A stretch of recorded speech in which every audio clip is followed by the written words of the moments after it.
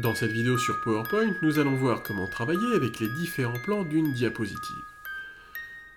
Nous avons ici dans cette diapositive 4 formes. Voyez, si je déplace ces formes les unes par rapport aux autres, on se rend compte que certaines passent dessous ou dessus les formes qui sont déjà en place. Vous le voyez ici, on a bien l'effet que la flèche jaune est en premier plan par rapport aux autres formes, et la flèche bleue se retrouve, elle, en arrière-plan par rapport aux 3 autres formes. Il se trouve que les plans sont déterminés par rapport à l'historique de dessin de ces formes. Plus la forme a été dessinée il y a longtemps, plus elle va se retrouver dans un plan qui va être positionné en arrière.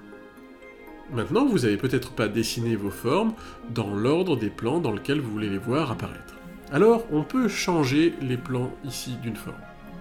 Voyons-le avec la flèche jaune. Si je sélectionne la forme, je vais pouvoir demander d'adapter son plan de disposition.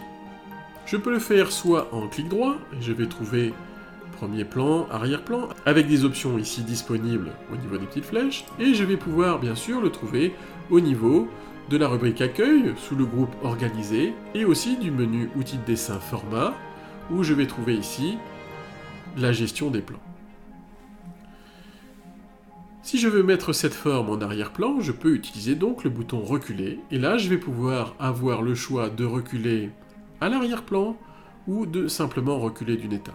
Si je choisis reculer à l'arrière-plan, vous pouvez voir maintenant que cette flèche jaune est bien à l'arrière-plan puisqu'elle apparaît bien après la flèche bleue. J'annule mon réglage.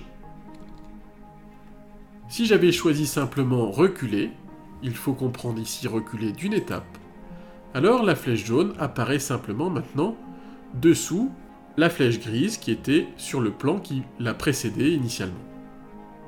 Sous PowerPoint, vous pouvez donc faire reculer ou avancer les formes d'un plan à chaque fois. Il s'agit de reculer ou d'avancer, ou alors vous pouvez décider de reculer tout à l'arrière-plan, ou au contraire, d'avancer tout au premier plan. Et là, votre forme fait un bond d'un certain nombre de plans pour se retrouver au premier plan ou alors à l'arrière-plan. Généralement, quand on a beaucoup de formes dessinées à l'écran, on ne se souvient pas trop dans l'ordre dans lequel on les a dessinées, donc on utilise plutôt la mise en premier plan ou la mise en arrière-plan.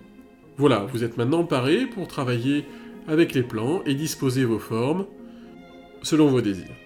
Merci d'avoir visionné cette vidéo.